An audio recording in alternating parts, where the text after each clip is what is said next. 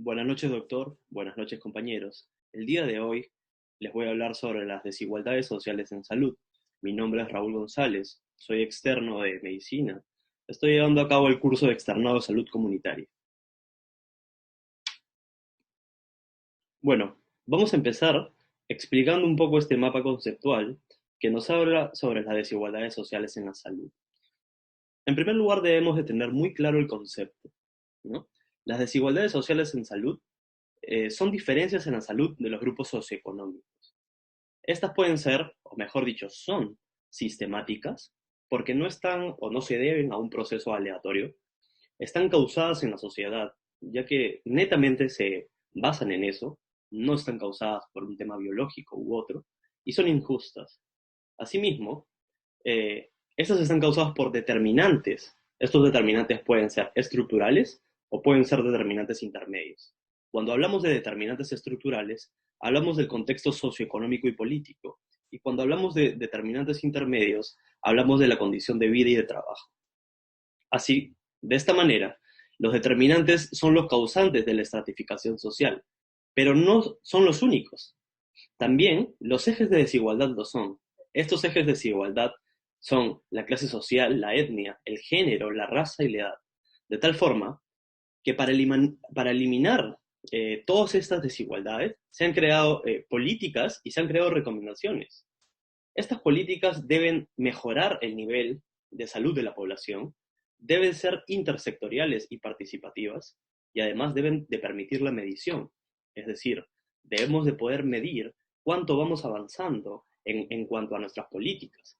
Asimismo, estas políticas deben estar relacionadas con la atención primaria en la salud y pueden actuar, o incluso deben actuar, para mitigar el efecto de las desigualdades en la salud como para perpetuarlas. Es decir, no solamente buscamos erradicar las desigualdades a un corto plazo, sino que lo que buscamos es perpetuarlas en el tiempo, a mediano y a largo plazo. Entonces, para que las políticas funcionen, estas deben de llegar a los desfavorecidos, disponer de recursos suficientes y de promover un enfoque poblacional. Llegar a los favorecidos, porque debe haber salud para toda la población. Disponer de los suficientes recursos, es decir, debemos de tener profesionales necesarios para así poder responder en las áreas con mayor desigualdad. Y asimismo, con un trabajo intersectorial y con capacidad de planificación. Pero para todo esto hay recomendaciones. Como lo había mencionado, es muy importante medir la magnitud del problema, analizarlo y evaluar los efectos de las intervenciones. Esto nos va a ayudar a luchar contra la desigualdad de poder, de dinero y de recursos, y nos va a permitir mejorar las condiciones de vida diaria. Bueno, hablando un poco sobre la introducción de este tema, a lo largo de los años, la desigualdad social en la salud en verdad ha sido un problema sanitario que ha causado un número de muertes excesivo en los países de menores recursos y en vías de desarrollo. Estas desigualdades se han formado por distintos contextos causales, como por ejemplo, y como ya lo había mencionado, el contexto político, el socioeconómico, la condición de vida y el trabajo. Bueno, lamentablemente, el paso del tiempo solo ha agravado más las brechas, y la mayoría de los países que eran más ricos, ahora son más ricos. Y los países que tenían, bueno, y no solamente son más ricos, sino que tienen un sistema de salud de primer nivel donde pueden aplicar realmente los mejores modelos de salud para su población, mientras que los países que eran pobres ahora son igual o más pobres y nos resulta imposible poder aplicar modelos de salud adecuados para la población. Esto ha llevado a que se generen muchas brechas, ¿no? Y no solamente muchas brechas de desigualdad en salud, sino que se ha generado muchas muertes. Y estas muertes, lamentablemente, son completamente prevenibles, ¿no? Son completamente prevenibles y no las hemos podido evitar. Evidentemente, lo que he mencionado solo es la punta del iceberg y a continuación voy a detallar un poco sobre qué hay detrás y por qué hay tanta desigualdad social en salud.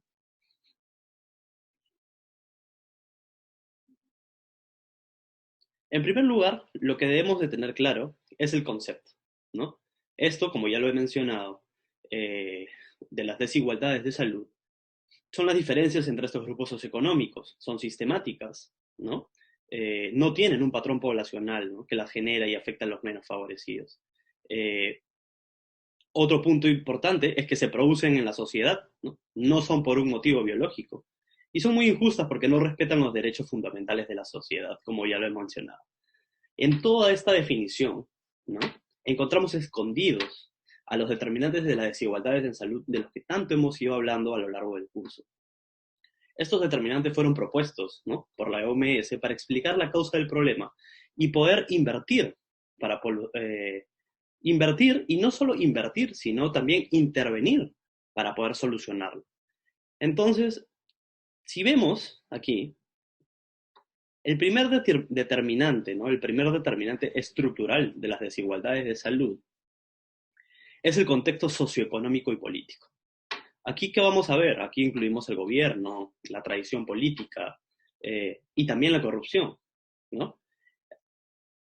Quiero hacer un énfasis en esto de la corrupción y, de hecho, gran parte de mi ensayo y gran parte de este video va a ser dedicado a hablar de la corrupción, ya que yo considero que es de lo más importante y de lo más fuerte que está causando esta desigualdad, ¿no?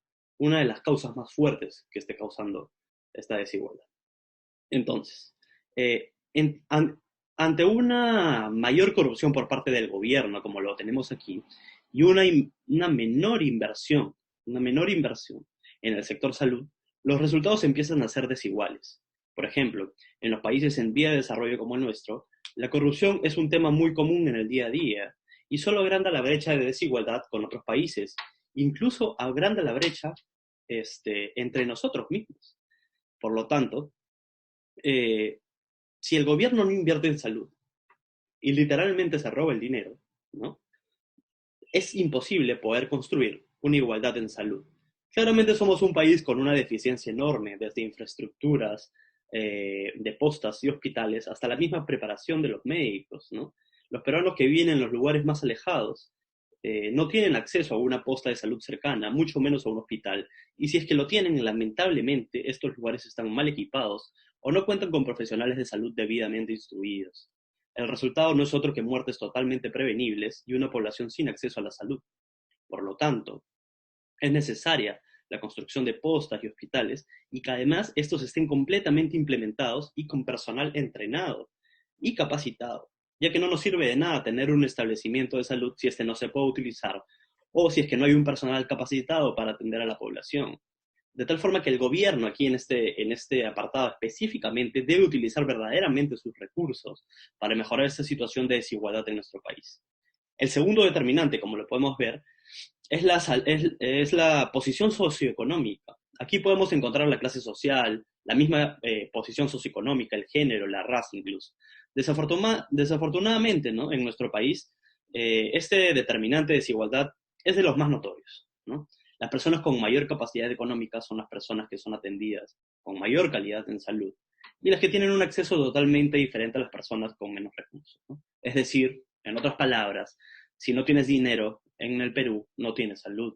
Entonces, la diferencia entre la atención privada y pública es realmente preocupante, ¿no? La pésima estructuración de los seguros de salud y la pobre atención que se le da a los menos favorecidos es alarmante, ¿no? Siendo el Perú un país en vías de desarrollo, no deberíamos permitirnos, ¿no?, que nuestra población no tenga un acceso universal a la salud, ya que la salud, en verdad, es un elemento indispensable para que el país pueda crecer económicamente. Entonces, sin salud no vamos a tener trabajo y sin trabajo no vamos a tener producción como país. Al final, esto se vuelve un círculo vicioso que parece no tener fin, ya que solo va empeorando con el paso de los años y que lamentablemente nos dejó en evidencia con esta pandemia que está ocurriendo, ¿no? De tal forma que podemos ver nosotros que solo en el Perú, o mejor dicho, solo las personas con mayor capacidad adquisitiva en el Perú han conseguido, por ejemplo, camas y han podido ser atendidas en la pandemia, ¿no? Los menos favorecidos, lamentablemente, fallecieron. En cuanto al tercer determinante, son los determinantes intermedios que también vemos acá. Aquí vamos a encontrar situaciones materiales, ¿no?, como la vivienda, el nivel de ingreso, el barrio de residencia, pero no solamente eso, sino las causas psicosociales, las situaciones de estrés. Entonces, todos estos factores también generan desigualdad social en el Perú, ¿no? Y en la salud. Por ejemplo, las personas con un menor nivel de ingreso no pueden acceder a una atención de salud de calidad porque esta se ha vuelto completamente elitista.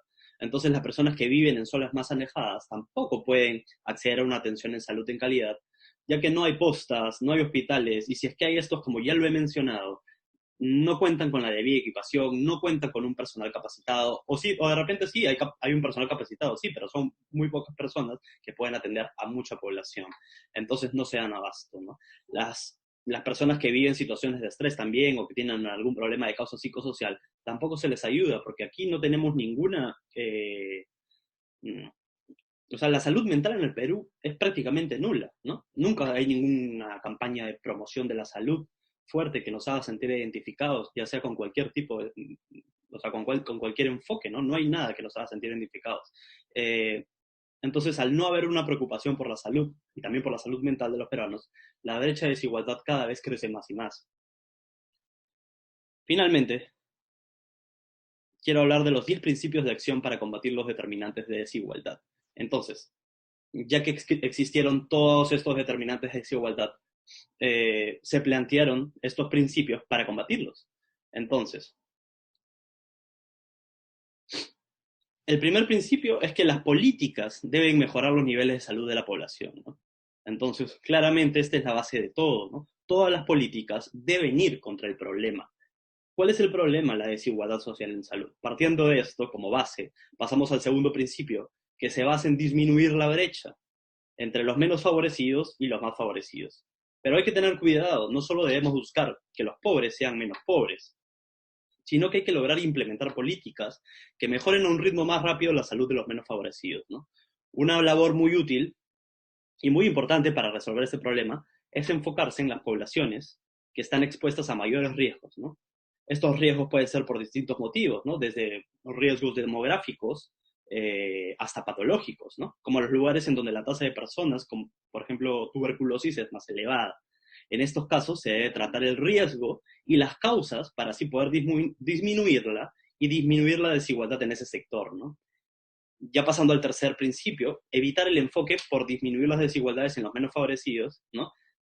O sea, lo que queremos es evitar que este enfoque que tenemos genere más brechas, ¿no? Con los de mayor poder adquisitivo, sobre todo, y que ellos se beneficien de ello. Es decir, ¿para qué creamos algo donde buscamos disminuir ese enfoque, pero al final, por tratar de disminuir ese enfoque, los que tienen mayor capacidad adquisitiva se terminan beneficiando más, ¿no?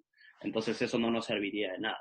El cuarto principio es básicamente que las intervenciones deben ser multisectoriales. Y aquí hago un principal énfasis. No solo deberemos de trabajar en el sector salud, el gobierno debe hacer un trabajo conjunto con todos los ministerios. Uno de los más importantes es el de educación. Una población con una educación de primer nivel y con acceso a la salud es el motor, en verdad, para un país verdaderamente productivo. El quinto principio nos habla ya sobre la importancia, ¿no?, de no cometer errores que han cometido otros países. Por ejemplo, ¿no?, ¿cuál sería el sentido de traer un modelo que no funciona en otros países y aplicarlo aquí? Cosa que sucede, lamentablemente sí sucede. No tiene sentido, no hay ningún sentido. Pero aunque no lo creamos, muchas veces ha sucedido y el resultado siempre ha sido malo. Traer políticas o traer modelos que no han servido en otros países siempre ha resultado mal aquí. ¿Y por qué? Porque si queremos copiar algo, ¿no?, esto debe ser bueno. Y siempre, antes de aplicarlo, lo que debemos de hacer es consultar con profesionales y consultar con la población para ver si es que verdaderamente se va a poder aplicar. El sexto y séptimo principio ya nos habla sobre la importancia de medir el avance que se va logrando e involucrar a la población en esto. O sea, los peruanos que se sientan parte del cambio. Necesitamos que la población sienta que en verdad está ayudando a esto. No puede ser algo que sea el gobierno y el pueblo. No, necesitamos que todos estemos juntos y que todos nos sintamos parte de esto. Eh, el octavo y el noveno principio nos habla sobre la importancia de distinguir las desigualdades entre hombres y mujeres y la posición económica, ¿no? Es importante conocer las dificultades que viven las mujeres en un país que verdaderamente es muy machista, ¿no?, como el Perú, que tiene una de las tasas más altas de feminicidio en el mundo, y no solamente eso, sino que el acceso a la salud de las mujeres no es el mismo que el que tienen los hombres en nuestro país. Y eso debe cambiar. Finalmente, el décimo principio y el que yo considero más importante es que el sistema de salud se debe basar en la equidad. Es decir, un sistema de salud en el Perú donde la salud sea equitativa, proporcionando la atención a toda la población sin importar su condición económica, ¿no? La salud debe ser para todos por igual.